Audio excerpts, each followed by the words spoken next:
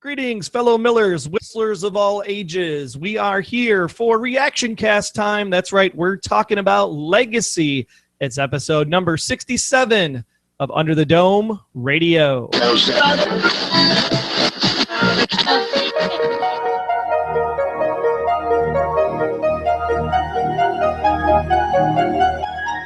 Welcome back to Under the Dome Radio, and just remember that when you're at the shooting range, bend your knees, folks. This is not Charlie's Angels. We're going to tug on your heartstrings a little bit tonight and talk about Under the Dome's legacy. And me, I'm at Wayne Henderson, your voice acting, podcasting, Green Bay Packers fan. And you, sir?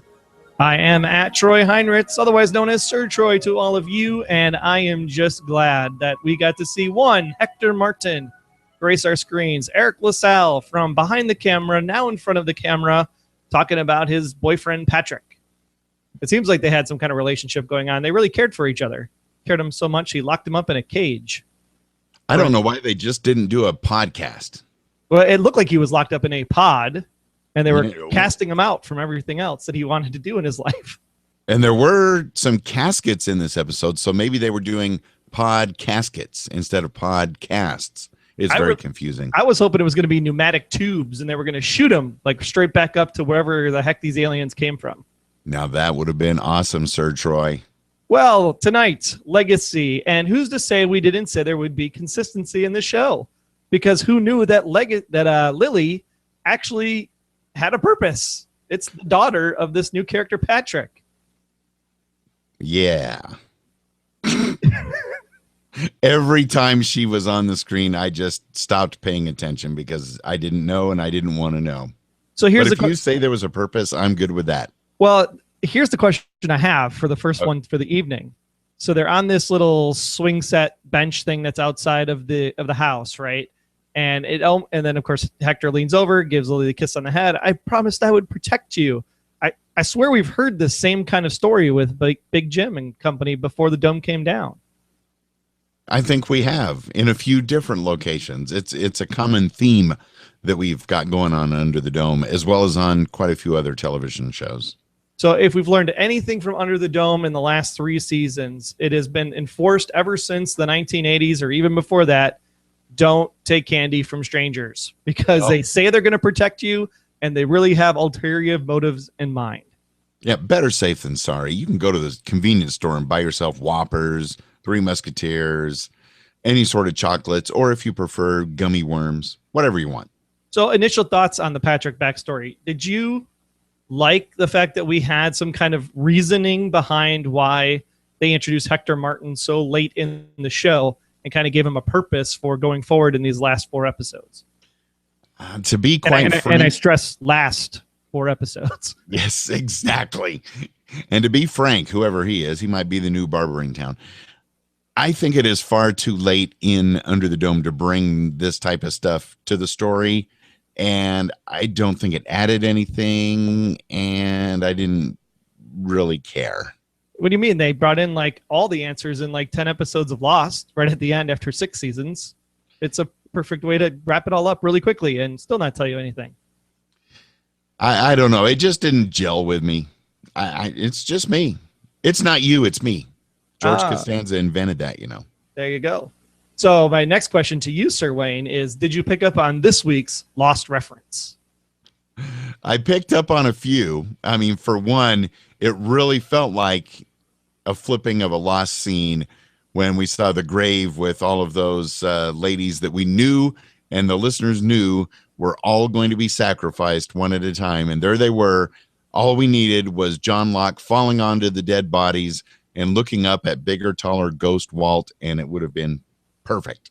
Yes, and that is exactly why one Wayne Henderson, you, sir, did a Lost podcast, because that's exactly the Lost episode or Lost kind of flashback thingy that I picked up on this week as well. I was like, hey, are those some Dharma uniforms on those? Oh, no, those are white nightgowns from the dress barn. Right. The white nightgowns, Dharma uniforms, they're very similar in some ways. Yeah, it was very vague. Energy sucking life force dummy. And you know what I noticed Rhymes about with janitor. Oh my. Or workman. Roger Workman, that guy, an idol. You know, ever since Julia kissed Barb's, and he's now back, supposedly, at least for a while. He's turned into this kinder, gentler, huggy, touchy-feely. Near the beginning, he tells Barbie tells Julia, let's talk about it. And Yeah. whenever you hear the phrase, let's talk about it, you better get comfortable because it's going to be a while. I really love the throwback to Dawson's Creek. For those of you that are familiar with that show, was also filmed in Wilmington, North Carolina. And I swear I was watching Dawson and Joey sitting right there on their backyard dock. They were getting ready for a long evening of palaver. Ah, very nice. Bringing in the Dark Tower already on the reaction cast, not 5 minutes in. Why waste time, Troy? Why waste time? So I actually did some math during the show. And if everybody was correct last week from our listeners who said there were 12 virgins, Neil from Bowie doesn't agree with us that there's actually virgins, but that's a different story for a different day. Either did Chester Mills. Okay. But there were 12, according to the audience. I was trying to count them tonight through the, frosty cloth thing that they had to put down to make the brown of the barn go away. So 12 people in white, suck the energy out of them. Each one represents 3 weeks of gestation time. So one white virgin girl equals 3 weeks of food for a baby. And that's how you get to 36 weeks. She looked 36 weeks. Is that new Common Core math? It has to be, because she really looked like she was at term in one episode. She's about ready to burst. But, famous last words, Troy, what happens next will be beautiful. I have to say, I like purple glowing stuff. Well, that's why it's part of our logo, and even here on the video portion of the podcast, part of our little signage. What are these called again? Depending on how you white balance your camera, your shirt could even pass for purple this week. It's jet black. I don't know, close enough, but it sounds like voodoo to me, just like it sounded like voodoo to Big Jim Rennie. Sounded like voodoo when Hunter was trying to explain where he buried this file and how it was in some backdoor dark web something or another. And I was like, do you hear the words that are coming out of your mouth? Well, I don't understand anything he's saying. It doesn't matter, because if they can stop the kinship, we will have domestic bliss. Yes. They even had a really good one in the trailer. I couldn't remember what it was. Let me pull it up on my Twitter here. I had to tweet it out because I was like, I can't believe they just actually used that phrase in the trailer. It was pretty dome-tastic. And I think that's what it was. I think it was dome-tastic. Or dome-tacular, I believe. Dome-tacular, that's what it was. Yes, you were right. Dome-tacular. Well, I have a question for you and for the listeners. Remember when, before the season started, this is nothing to do with being frozen or anything. Before the season started, the producers said we would get a lot more death on Under the Dome this season. Now, of course, they did not mention that aside from Nori's mother, it'd mostly just be a bunch of nameless red shirts, Well, I'm just excited that there were 12 deaths in one week. That's huge. That's more death than they're holding up to their promises. If only it was people that have had speaking lines, people that we had some sort of connection with. But on the plus side, it was great to see Big Jim and Nori just taking out the red shirt zombies left and right. They're on the porch of the house. They were just going at it. Oh no, they're never going to take anybody out in that regard, because I'm your inside guy. This is my safe house. And I'm going to make sure that I get all the information you need, because that's what you do. And you have good troops. You send them in. The person that's, part of the group that can blend in to get you all the stuff that you need. You can't kill me. I'm valuable. Exactly. Emphasis on the egg. And here in California, it's tough to get eggs at a good price. We've got some lame new rules and laws that are causing an egg shortage. So, of course, the prices are going up 25%. I'm never going to get to Zenith this way. But you notice that they brought back the horrific whistling this week. We had Uncle Sam whistling while he was working, and I have uncovered what he was thinking about. Do you care to guess, Sir Troy? I have a theory on the whistling and why the thing glows when you get to the certain tones, but I would love to hear your thoughts first, because I think it might be better. Maybe not better. However, this is my particular theory, that Uncle Sam, while he was whistling, he was thinking about It's less than a week until a brand new episode of the Packers Fan Podcast comes out, hosted by Sir Troy and Sir Wayne. And you can find that show at packersfanpodcast.com, iTunes, Spreaker, Stitcher, and all the places. So Sam was pretty excited and started whistling. That's what I think what was going on there. That is exactly what I thought he was going on there. I'm glad you picked up on that too. It's like we have, a brain connection or something. Maybe some amniotic fluid is flowing through these internet cables or something. Well, I say oxy. You say Tosin. There you go. And no Christine this week, even though she was mentioned.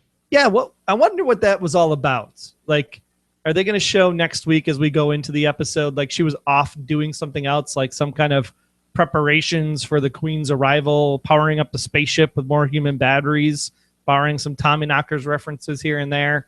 I don't know why they just like at least have her like show up once, maybe talking to Junior and say, at least in the opening of the, hey, whatever you do, don't let anybody in this barn. Yeah, something along those lines. I guarantee she's going to be back with a vengeance and freaking people out next week.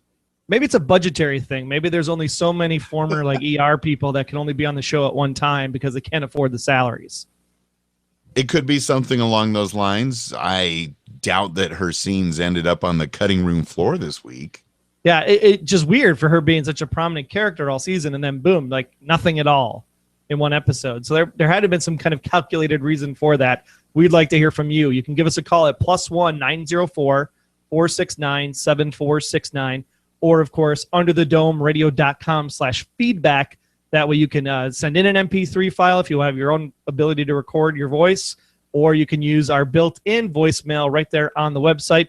Push a little red button to record, and you are off and running to be part of the show later this weekend. Maybe next week they'll do something similar and just not have any scenes with Barbie, Ava, or Julia. Oh, no. See, I think we need to have the episode that I was talking about. We were texting earlier today, and I said that what we should do is we should have Barbie, Julia, and Ava, and because of the baby, it's going to be like a complete triad, and something's going to happen, and all three of them are going to get wiped out, and then Big Jim will have to run the whole show going forward. I love it, and I think you should write for the show. I am willing and standing by. Standing by. That's even better. My original thought, and you took it to the next level, was I thought, how long will it be before Ava's baby kills Ava and Barbie? But yours is even more spectacular. Well, yeah, because if this is a queen baby, a star child, it's got to be born in an epic proportion. So mom dies in childbirth, and as the baby is born, it lashes out at dad, kills dad because it doesn't need any darn parents taking care of it, right? And then it looks at Julia and goes, well, you're just here. I need food. And then devours Julia. See, I would love to see that in one of these final 3 episodes. But, Nori is the best. I mean, the best. Absolutely. She just barely learned how to take the safety off, bend her knees, and that next thing you know, straight bullet shot right through the head. Hey, you know what, though? She did fire a bow and arrow at one time and was able to be a pretty good aim. So I had no qualms about her aiming capability. My question was, could she pull the trigger without falling down? Yeah, she did. Kick back on those guns. She even told us that she killed a pig. That's right. Anyways. Oh my goodness. Anybody want some bacon? I'm hungry. Well, coming up next on the upcoming episode of Barn Flippers with Babs and Ava, from the outside, it did kind of look like a barn, but from the inside, and not just with the white netting and all that, I did not see any resemblance to a barn. It looked like a high-end New York loft on the 10th floor. That's right. It's the barn deco. Barn deco? Art style from Pottery Barn or something that's coming out this week. How many barn references can we throw in one segment? Oh, there's lots of barn references. I mean, there are flipper shows for everything. There's Flipping Vegas, Flipping this. There's yard sale flippers. Why not barn flippers? There you go. And you could almost say that someone left the barn door open because Barbie got in after that giant pulsating purple light drew him ever closer to his potential child. He just had to go see his potential child, which I still think there's a chance that it might not really be his.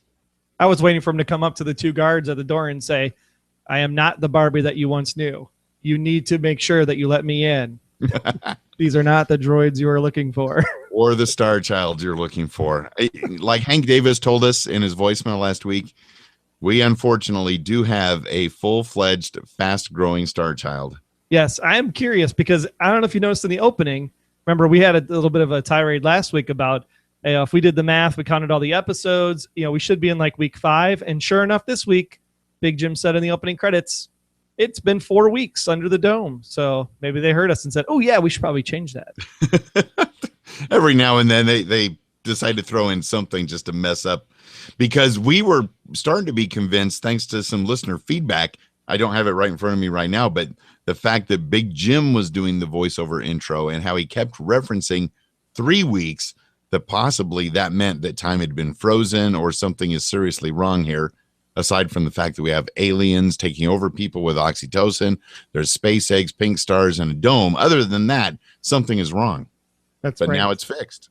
Now we are all better. Time is moving differently. We won't say forward or backward or the right way. We'll just say differently, because you never know with these shows what's actually going on. But we are at least 4 weeks since the dome came down, and it is calcifying. We do need to make sure that we actually can eradicate the dome come hell or high water, because we all have to be saved, aliens and humans alike. And so we go back to the whistling, and I'll have to go back and watch it again and count how many times Sam whistles, like how many notes there are, because maybe each note, I was trying to count it because that's what Joe was doing, and I think that each note represents one of the crystals around the schematic. And so each crystal has its own tone. And then, of course, if we do a ripoff of Close Encounters of the Third Kind, they have to play the right tone sequence in order to make the dome shatter. I knew you were going to be going there as soon as you started talking about the tones. Yep. I would not be surprised. Once again, it's all about math. And mashed potatoes. I am hungry for mashed potatoes. So the question becomes, if you whistle the one direction and the amethyst glows, and if the amethyst technically powers the dome, I think the prediction is going to be that you need to whistle in reverse. And that's what happens to get the dome to shatter. I'm standing by. You heard it here first. Reaction Cast, East Coast feed just finished. Who else has that theory? Call it in. +1 904 469 7469. Whistle in reverse and you bring the dome down. Let's see if that happens in the next 2 to 3 weeks. I think you're onto something, and this is definitely the first place I've ever heard of such a thing. And Troy, I am all on board. And if you whistle it backwards, maybe it actually will be a tune that we recognize once and for all. Wouldn't it be? Guess what? It'll probably turn out to be the Beach Boys' Good Vibrations. Exactly. Shout out. Whoever would have thought all those years that we played all of our records backwards, and now we actually have to play them the other way in order to make it sound right. Yes, yes. They record it backwards. We play it backwards, which turns it forwards. Turn Me On, Dead Man, I Am the Walrus, Cuckoo Kajube, and all the great Beatles things from back in the day. Well, making sense. I'm going to leave it to you, Sir Wayne. Anything else you'd like to share before we move into our goodbyes for this reaction cast and get ready for the fun part, which is talking to all of you on the full episode this weekend? My 2 final thoughts are, 1, I love hearing from listeners and their thoughts and theories and anything else that they want to share with us. So go to underthedomeradio.com/feedback, share your thoughts, because I love to hear them, and we are looking forward to sharing them with everybody else on our full featured feedback episode coming right out. And the other quick thing that I noticed that was just odd and really stood out was that baby bottle sketch that was on the post outside of the home there. Yeah, I have to go back and watch that one too. It was even referenced in the show about the baby bottle, and that has to mean something. So I'm going to go back and I'm going to double check a couple scenes from this week. We'll be all primed and ready to go to talk about Legacy with all of you. Again, +1 904 469 7469, underthedomeradio.com/feedback. Get those in by 8 p.m. Eastern tomorrow so you can be on the show. Yes, thank you for listening. I'm at Wayne Henderson. Barbie baby bottle, Barbie baby bottle. And I'm at Troy Heinritz, and I hope that we don't have to be in a grave with those dead girls trapped under the dome.